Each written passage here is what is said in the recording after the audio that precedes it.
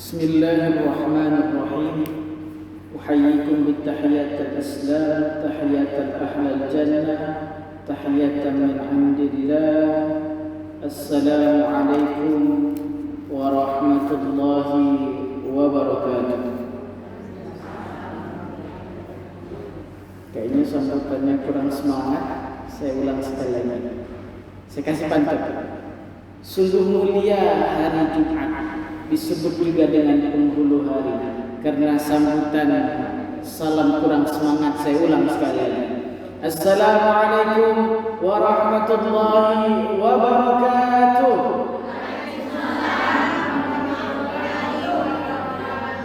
Alhamdulillah. Jalan ya? Suaranya jalan ya? Jelas ya? Jelas. Alhamdulillah. Alhamdulillah bini'matihi tatimmu salihat wa bifadlihi tatanazzalu khairat wal barakat wa bitawfiqihi tatahaqqaqul maqasid wal ghayat wassalatu wassalamu ala sahibi syafa'ati wal mu'jizat wa ala alihi wa ashabihi dhawil hasanat. Subhanaka la ilma lana illa ma 'allamtana innaka antal alimul hakim. Rabbi israh li sadri wa yassir li amri wahlul 'uqdatam min lisani yafqahu qawli. Amma ba'd. Yang saya hormati Ketua Perwiridan Shalah An-Nasirun dan jajaran kepengurusannya, yang saya hormati para ibunda kami, para orang tua kami, tokoh wanita yang besar yang tak bisa dihimbau gelar, yang kecil tak tersebutkan nama, tapi insyaallah kita semua dirahmati oleh Allah Subhanahu wa taala. Hari ini saya ingin mengkaji tentang sebuah surah. Saya ingin mengkaji tentang sebuah surah. Surah ini tertulis dalam Al-Quran, dalam surah Al-Isra ayat ke-18.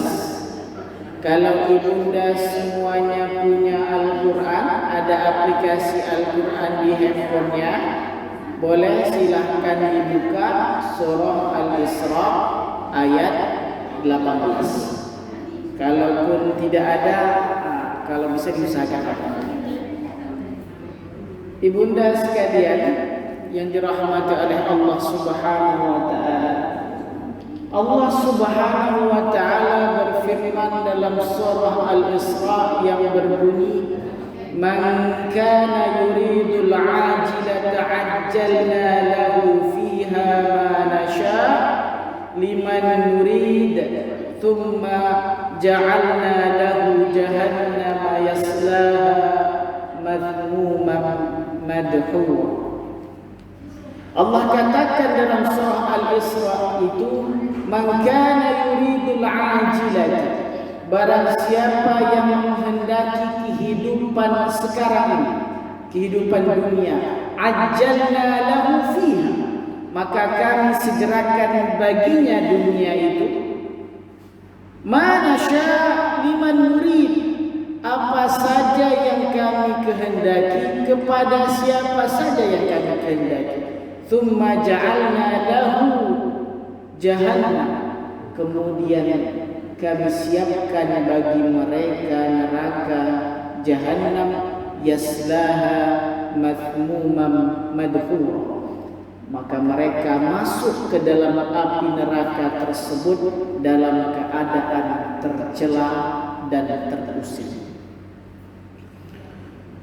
Kata dalam ayat ini yang difirmankan oleh Allah berbunyi, "Man kana yuridul 'ajilah", menandakan bahwa sebagian karakter manusia, kata-kata kana itu menandakan sebuah kebiasaan. Man kana yuridul 'ajilah, sebagian besar, sebagian karakter manusia itu ada yang orientasi kehidupannya dunia. Tak ada pikirannya kecuali kesenangan dunia. Tak ada tujuan hidupnya kecuali dunia. Pokoknya dia punya uang, dia punya harta, dia punya emas, dia punya tanah, dia punya rumah. Tak peduli dari mana dia dapat, tak peduli bagaimana cara dia mendapatkan. Pokoknya dia dapat dunia. Dia senang kalau dia dapat dunia. Dia senang kalau dia punya kulkas. Dia tak senang kalau lihat orang punya kulkas. Dia senang kalau dia punya mobil. Dia tak senang kalau melihat orang punya mobil. Pokoknya orientasinya dunia, senangnya dunia. Maka kata Allah, "Man kana yuridul ajilah." Tapi Allah katakan kenapa al-ajilah, bukan dunia. Nanti kita cari. Tapi kata-kata kana dalam ayat ini menandakan bahwa ini adalah kebiasaan manusia, dan kebiasaan ini terus menerus sudah menjadi karakter. Apa yang menandakan terus menerusnya? Yurid. Yurid itu dalam bahasa Arab fi'lul mudhari. Fi'lul mudhari itu sekarang dia kerjakan, nanti dikerjakan juga. Fi'lul mudhari. Kata-kata sekarang dia lakukan, nanti dia lakukan juga. Itulah fi'lul mudhari. Yang akan datang pun bisa dikatakan juga fi'lul mudhari. Sayuri, banyak kata-kata, tinggal ditambah saja, tapi semuanya dipadukan dengan kata-kata fi'lul mudhari. Ini menandakan istimrariyah, kesinambungan dan terus menerus. Maka orang, sebagian manusia, sebagian orang yang hidup di dunia, orientasinya itu adalah dunia. Pokoknya dia dapat jabatan, dia bangga dengan jabatan itu, dia dapat harta, dia bangga dengan harta itu, dia punya kedudukan, dia jadi ketua, dia jadi pengurus, dia bangga itu, dia bangga dia punya, mungkin dia punya harta, dia bangga dia punya keturunan, dia bangga dia punya marga, dia bangga dengan sukunya ini. Pokoknya kebanggaan dunia. Itu saja diinginkan. Maka Allah katakan dalam ayat ini, dunia itu al-ajilah. Apa itu al-ajilah? Kata-kata al-ajilah ini menandakan bahwa dunia ini hina-hina. Apa hinanya dunia ini? Saya pernah sebutkan. Kata Rasulullah, "Lau kanatid dunya ta'dilu 'inda Allahi janaha ba'udah ma syaqa kafirun surbatan minal ma'." Kalaulah seandainya dunia ini, kata Allah, kata Rasulullah, kalaulah dunia ini sama saja beratnya dengan seekor sayap seekor nyamuk. Laukana di dunia ta'dilu indallahi janaha ba'udah. Kalaulah seandainya dunia ini sama saja nilainya dengan sayap seekor nyamuk, masaqa kafirun syurbatan minal ma', maka Allah tak akan sudi memberikan orang yang kafir itu walaupun segelas air. Bukan segelas air, syurbatan minal ma', seteguk air. Seteguk air. Karena dunia ini hinalah, makanya Allah tak berikan dunia. Kalaupun mukmin dapat dunia, ya keberkahan bagi dia. Kalau tak dapat dunia, tak jadi hina bagi dia. Kenapa? Karena dunia ini di mata Allah tak lebih berat, tak lebih bernilai daripada sayap nyamuk. Ibu, kalau ada nyamuk datang, kira-kira dipukul tak? Pukul. Kalau ada reket lah, habis.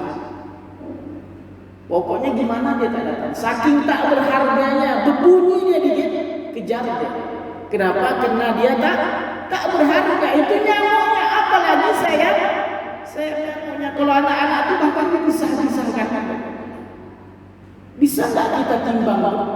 Tak bisa kita timbang saja. Saya nyamuk itu saking tak berharganya. Itulah. Maka Allah katakan al-ajilah, jelas ya? Al-ajilah itu bentuk hinaan. Tadi kan Rasulullah gambarkan dengan sayap nyamuk. Rasulullah juga mengatakan wallahi mad dunya fil akhirah, demi Allah tidaklah dunia dan akhirat illa mithlu ma yaj'ala ahadukum usbu'ahu fil yam, tidak lebih daripada salah seorang di antara kalian yang mencelupkan jarinya ke lautan. Falyanzur bima yarji, kemudian dia angkat, kemudian dia perhatikan apa yang dia dapatkan. Kalau kita celupkan air ke sini, berapa kita dapat air? Ada kita dapat 3 tetes air, terus kita pindahkan airnya itu dengan mencelupkan 1 jari saja. Carilah ada wadah lain, misalkan di sini taruh sini. Berapa tetes air yang tertetes? Ada tak 3 tetes sekali celup? Tak ada. Tak mungkin. Paling setetes. Itulah dunia. Madunya fil akhirah illa mithlu ma yaj'ala ahadukum fil yamin, tidak lebih daripada salah seorang di antara kalian yang mencelupkan jari telunjuknya ke lautan, kemudian dia angkat, dia perhatikan ada berapa tetes air yang dia dapatkan. Itulah dunia, tetesan yang keluar itu. Mana akhirat? Seluas mata memandang, seluas itu air kelihatan. Nikmat kita yang apapun yang kita dapatkan di dunia ini, hartakah yang kita dapatkan, suamikah yang kita dapatkan, anakkah yang kita dapatkan di dunia ini, apapun itu tak lebih daripada setetes air, paling-paling 2 tetes air. Inilah hinanya di dunia. Allah katakan al-ajilah. Al-ajilah itu sesuatu yang cepat berlalunya, segera. Ibu kini coba perhatikan dulu, terasa nggak udah tua? Terasa? Kira-kira baru nggak tua? Kemarin kayaknya masih anak-anak. Oh, bangun tidur, benar nggak? Kalau kita mengingat-ingat, tak terasa pada umur 60 tahun. Betul ya, Bu? Tak terasa umur sudah kayak saya lah, umur saya 34. Tak terasa umur 34 tahun. Tak terasa umur 40 tahun. Tak terasa sudah punya anak. Tak terasa sudah punya cucu. Tak terasa sama. Maka Allah katakan al-ajilah, segera. Maka saya pernah katakan, dunia ini dibandingkan akhirat seperti satu harinya alfasanatin mimma ta'udun. Seperti satu hari yang kalian, satu hari itu seperti 1000 hari. Maka kehidupan di dunia tak lebih daripada 1 jam setengah. Kehidupan di dunia tak lebih daripada 1 jam setengah di akhir. Masanya cepat berlalu. Maka Allah katakan al-ajilah, sesuatu yang cepat berlalu, sesuatu yang cepat lenyap. Begitu juga dengan uang. Ada orang yang dulu dia kaya bisa tiba-tiba miskin. Ada orang yang miskin dulu bisa tiba-tiba kaya. Kayak cepat aja Allah buat. Benar kan? Ada orang yang dia dulu cuma supir oplek, ternyata dia sekarang punya armada. Ada orang yang dulu dia hanya apa namanya, ambil apa, kalau untuk sapi itu rumput, ambil rumput di hutan dikasih ke sapi, ternyata dia jadi anggota dewan. Banyak itu. Allah bisa membuat seseorang naik. Qulillahumma malikal mulki tu'til mulka man tasha' wa tanzi'ul mulka mimman tasha'. Allah itu Maha berkehendak. Dia bisa memberikan kekuasaan, kemuliaan kepada siapa saja, dan dia bisa mengambil. Wa tudhillu, dan dia bisa menjatuhkan siapa saja yang dia kehendaki. kehendaki. Mudah bagi Allah. Al-ajil, mudah lenyap, mudah hilang, cepat, umur pun hilang. Al-ajil, ajjalna lahu fiha. Maka Allah katakan, barang siapa yang dia menginginkan dunia, orientasi hidupnya dunia, maka kami akan segera berikan dunia itu.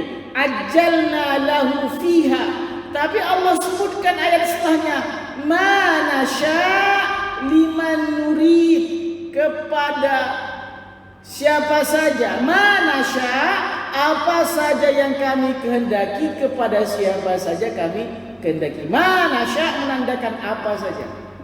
Maka kalau Allah hendak kekayaan kepada seseorang, maka dia kaya. Maka apapun kehidupan dunia ini, apapun yang kita dapatkan di kehidupan dunia ini, tak lebih dan tak kurang adalah kehendak Allah.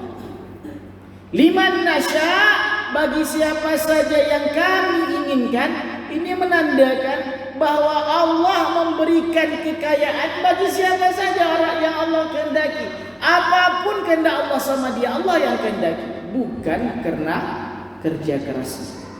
Maka apapun yang kita dapatkan, pekerjaankah? Apapun yang kita dapatkan, miskinkah?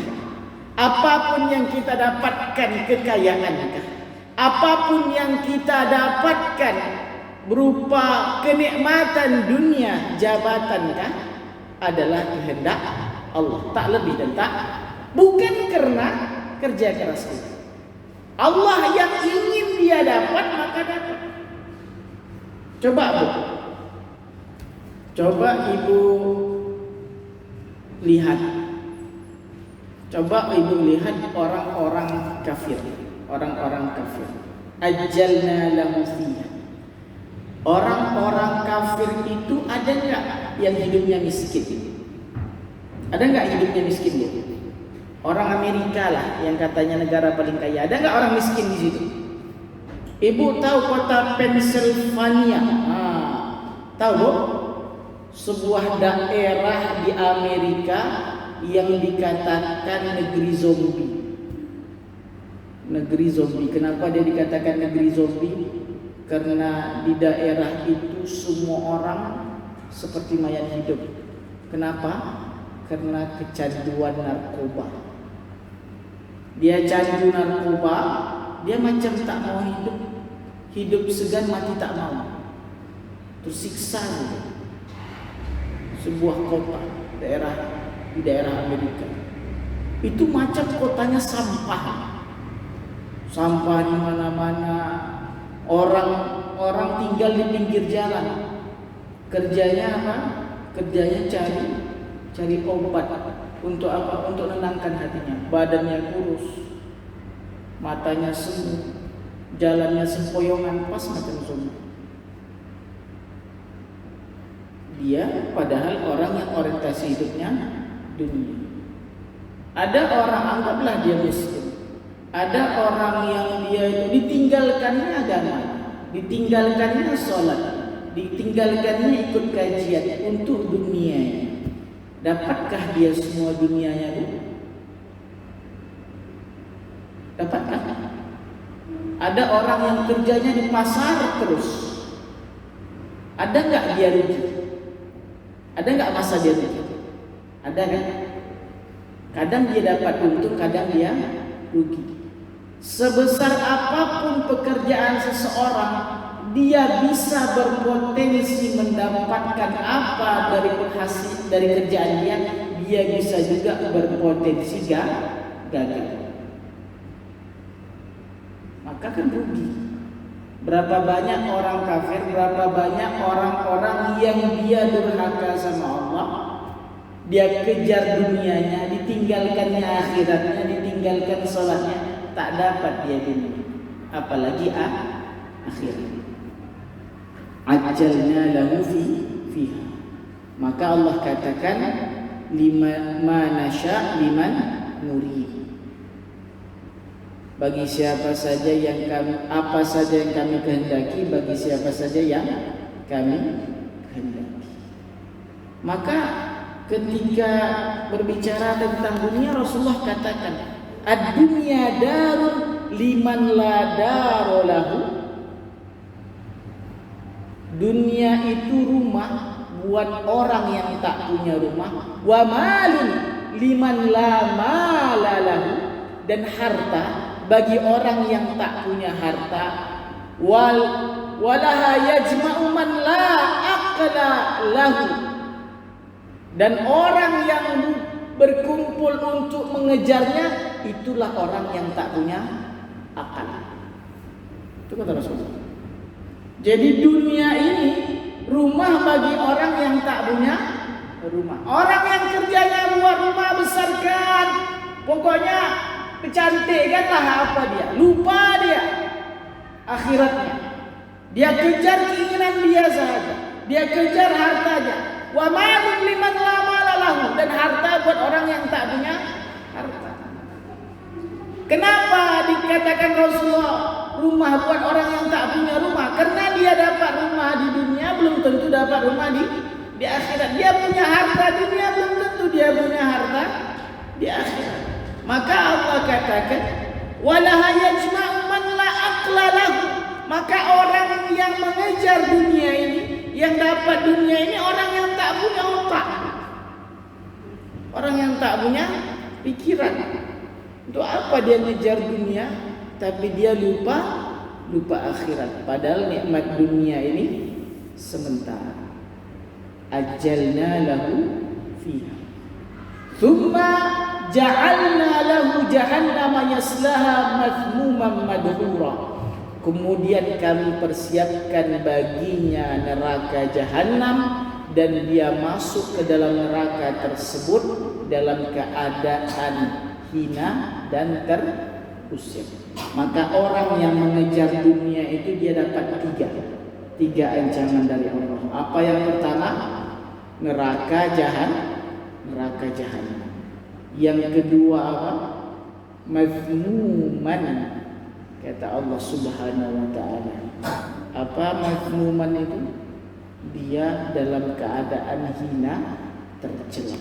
Maka kadang ada orang yang hidupnya cari dunia, dia tak dapat dunia, akhirat apatah lagi. Berapa banyak, Pak? Coba lihat koruptor tu, Pak. Bapak pula, ibu, maaf. Coba lihat Bu, koruptor. Dia punya banyak uang, dia dikumpulkannya uang. Kalau dia ketangkap KPK, apa jadinya? Tak ada uang.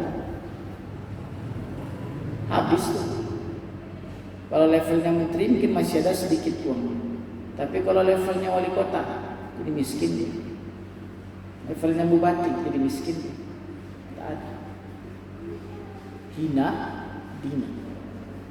Kemudian mazmumam madhuro. Apa tuh madhuro? Terusir. Apa maksudnya terusir? Orang yang terusir itu maksudnya jauh dari rahmat Allah, jauh dari rahmat Allah. Itu maksudnya terusir. 3 ancaman buat orang yang mengejar dunia.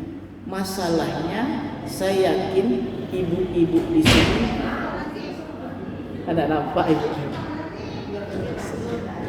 Oh ya, kacanya terlalu transparan. Ibu, saya yakin ibu-ibu di sini ada nggak orientasinya dunia? Saya yakin tidak. Kenapa? Karena datang ke pengajian. Berarti orientasinya bukan dunia. Tak masuk sebenarnya ayat ini. Tapi masalahnya, para mufassir mengatakan ayat ini bukan hanya untuk orang kafir. Tafsiran ayat ini bukan hanya untuk orang yang ingkar sama Allah, bukan orang yang tak mau bersyahadat. Tafsiran ayat ini buat orang yang dia beribadah, tapi ibadahnya bukan karena Allah. Hati-hati. Maka kata Allah, man kana yuridul ajilata ajjalna lahu fiha. Barang siapa yang dia menginginkan kehidupan dunia, maka kami berikan segera. Apa contohnya? Dia sholat, dia zakat, dia sholat duha, dia sholat tahajud, dia duha tujuannya biar Allah limpahkan harta. Tak dapat dia bilang Allah ini tak adil. Aku dah hijrah, aku dah taubat, aku dah solat, tapi ngapa tak bertambah harta tu? Saya tanya kembali, untuk apa solatnya? Untuk apa zakatnya? Untuk apa sedekahnya? Untuk apa ibadahnya? Apakah ibadahnya untuk Allah atau untuk keinginan dunia? Tapi banyak orang, Bapak Ibu, itu alhamdulillah kalau dia ingat. Tapi kalau sempat dia tak ingat. Dia solat duha, dia zikir, dia solat tahajud. Agar apa? Agar Allah limpahkan rezeki bagi dia. Cukup itu aja. Hanya itu saja. Yang penting berlimpah rezeki. Dan bas ajalna lahu fiha. Kami segerakan dapat dia harta. Segera dapat. Tapi apa kata Allah? Tsumma ja'alna lahu jahannama yaslaha madhmuman madhura. Tapi kemudian kami akan campakkan dia ke dalam api neraka dalam keadaan terhina dan terusir. Ini sama dengan firman Allah dalam surah Hud ayat 15 dan 16. Man kana yuridul hayatad dunya wa zinataha nuwaffi ilaihim a'malahum fiha wa hum fiha la yubkhasun. Orang barang siapa yang dia ingin kehidupan dunia, kata Allah, dan perhiasannya, maka kami berikan dengan penuh sesuai dengan pekerjaannya, amalnya untuk dunianya, amalnya untuk hartanya. Pokoknya dia sedekah hanya sekedar untuk bertambah harta. Ketika tak bertambah harta, dia salahkan Allah. Dia katakan tak ampuh doa, tak ampuh. Dia menyalahkan. Orientasinya bukan untuk akhirat, bukan untuk Allah. Ketika dia tak dapat apa-apa, dia berontak. Padahal kemuliaan itu bukan dari harta, bukan dari banyaknya harta. Kemuliaan itu bukan dari tingginya jabatan.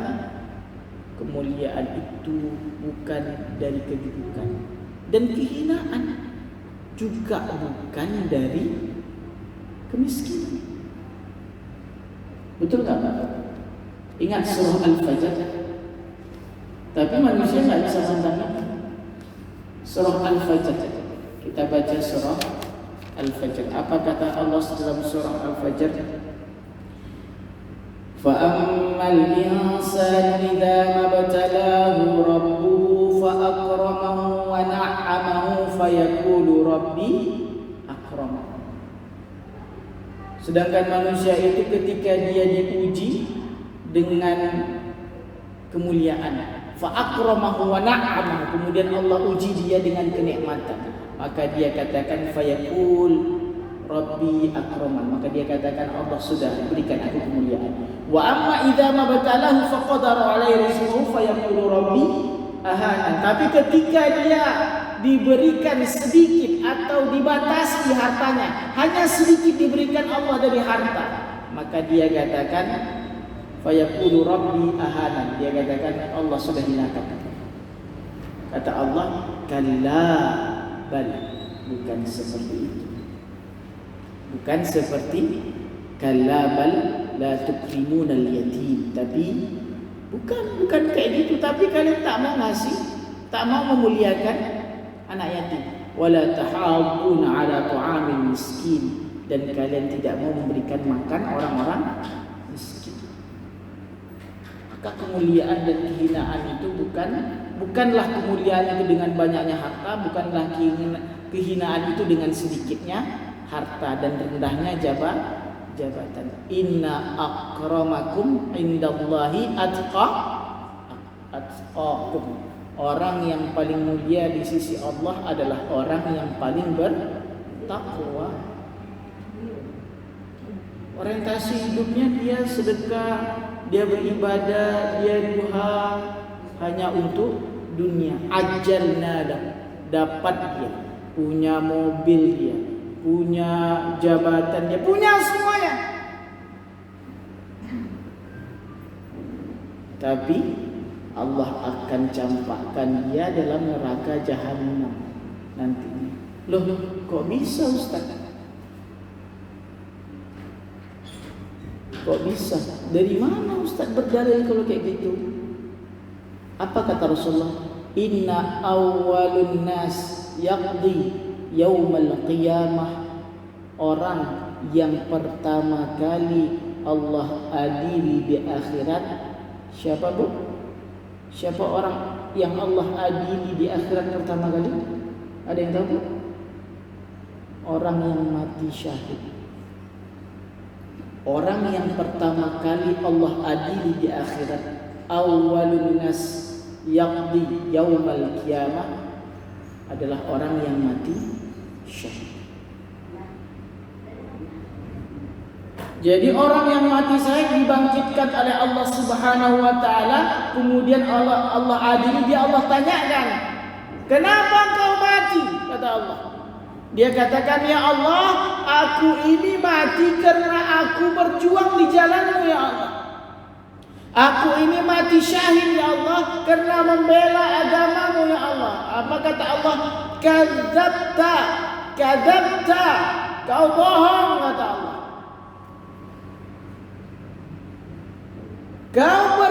Kau berjuang, kau berperang untuk kau dikatakan orang berani, maka kau dikatakan di dunia sebagai orang berani. Maka Allah suruh malaikat untuk menyeret mukanya, diseretkan, dijatuhkan ke dalam api neraka, dicampakkan ke dalam api neraka. Orang yang mati syahid, itu yang pertama. Siapa yang kedua Allah adili di akhirat? Al-alim wal muta'allim. Orang yang alim, wal qari, ustaz. Yang pertama kali yang Allah adili itu orang yang dia alim, orang dia belajar, orang dia mengajar. Al-qari'ul Qur'an, orang yang membaca Al-Qur'an. Orang yang fasahanya bagus bacaan Qur'annya, indah bacaannya, itu yang Allah adili yang kedua. Allah bangkitkan dan tanyakan kepadanya, "Wahai fulan, kenapa kau di dunia, apa yang kau lakukan di dunia ya Allah? Selama di dunia hidupku hanya belajar dan mengajar sehingga aku menjadi orang yang alim ya Allah. Sehingga aku beribadah untuk-Mu ya Allah. Aku mengajar, aku belajar karena-Mu, dan aku juga mengajar karena ya Allah, aku punya suara bagus ya Allah. Aku belajar Al-Quran ya Allah. Aku menghafal Al-Quran ya Allah. Ana qari'ul Quran. Dia mengatakan aku seorang yang membaca Al-Quran ya Allah untuk-Mu. Apa kata Allah? Kadzabta, kau bohong. Kau menuntut ilmu, kau mengajak agar kau dikatakan orang yang alim. Kau belajar Al-Quran agar kau dikatakan sebagai qari. Di dunia kau sudah dapat. Sama dengan orang yang syahid, Allah katakan di dunia kau sudah dapat.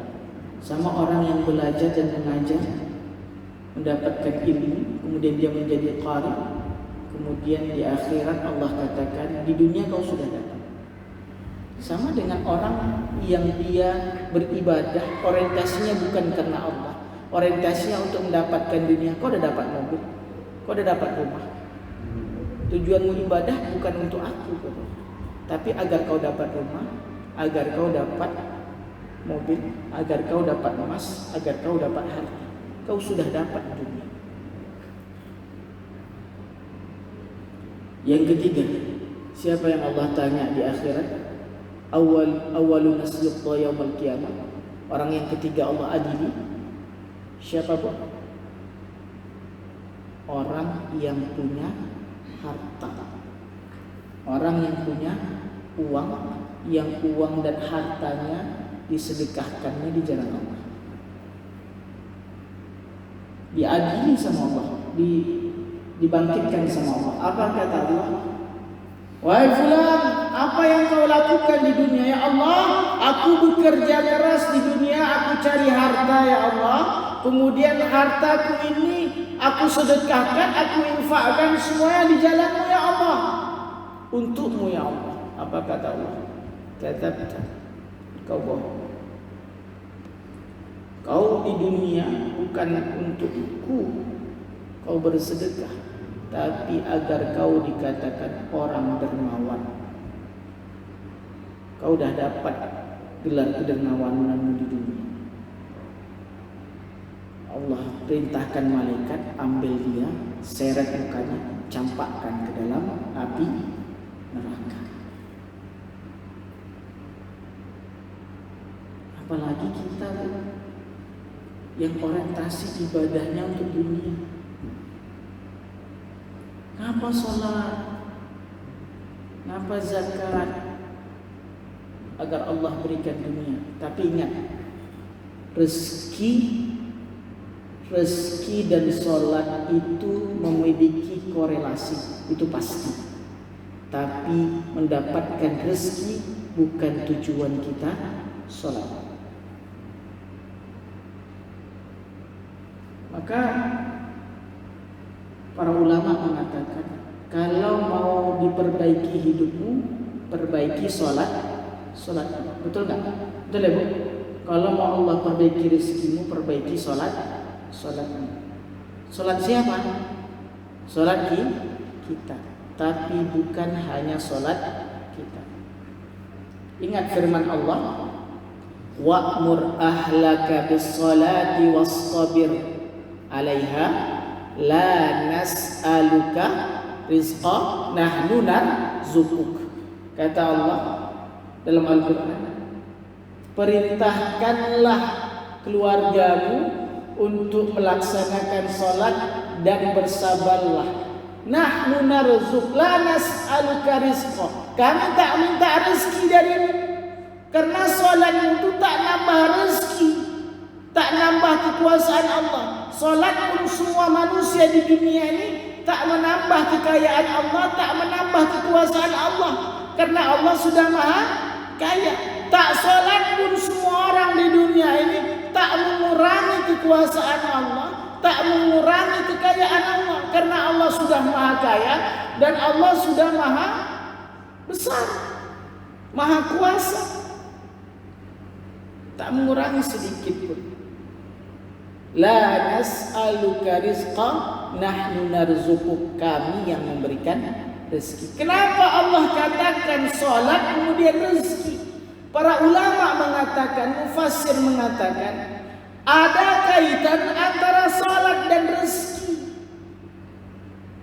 Maka orang yang sholat, maka rezekinya lancar.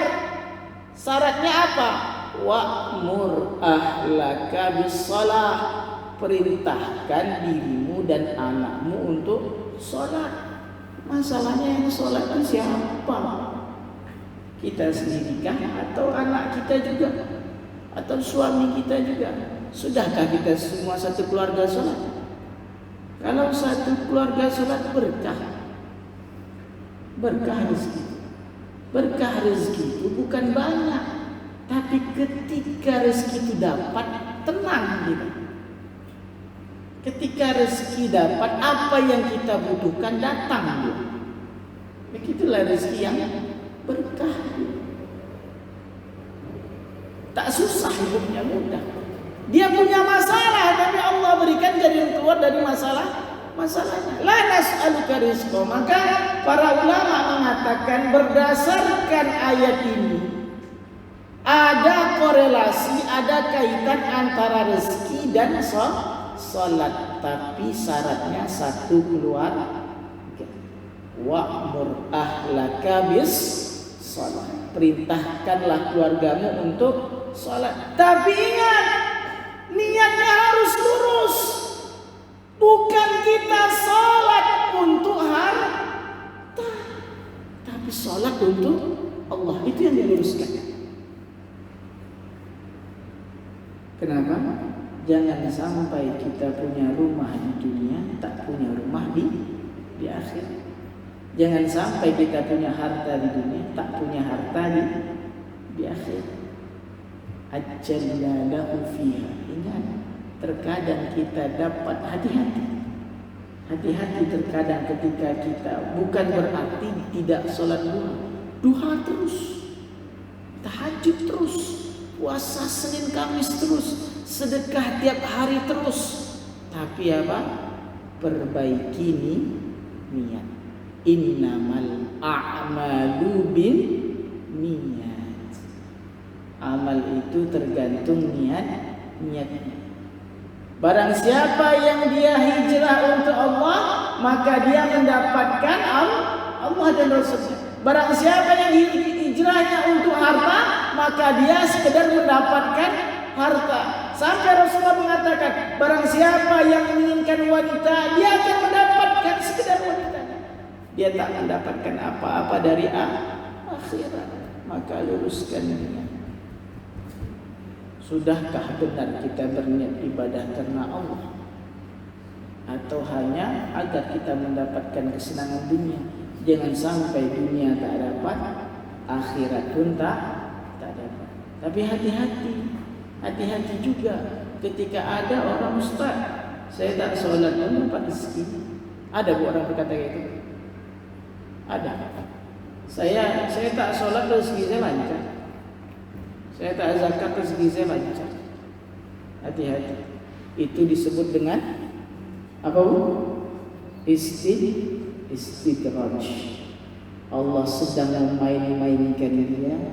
Allah buat dia berlama-lama dengan hartanya, senang dengan hartanya, tapi dia lupa dengan Allah, sehingga nantinya di akhirat Allah kasih balasan yang keras.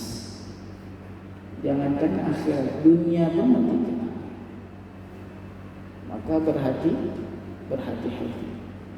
Maka firman Allah, man kana yuridul ajilata ajjalna lahu fiha ma nasha liman nurid. Firman ini bukan hanya ditujukan buat orang-orang kafir, tapi firman ini juga ditujukan buat orang muslim yang orientasi hidupnya dunia dan lupa. Padahal setiap salat dia mengatakan, inna salati wa nusuki wa mahyaya wa mamati lillahi rabbil alamin. Dia lupa bahwa dia katakan sesungguhnya salatku, ibadahku, hidupku, matiku lillahi ta'ala.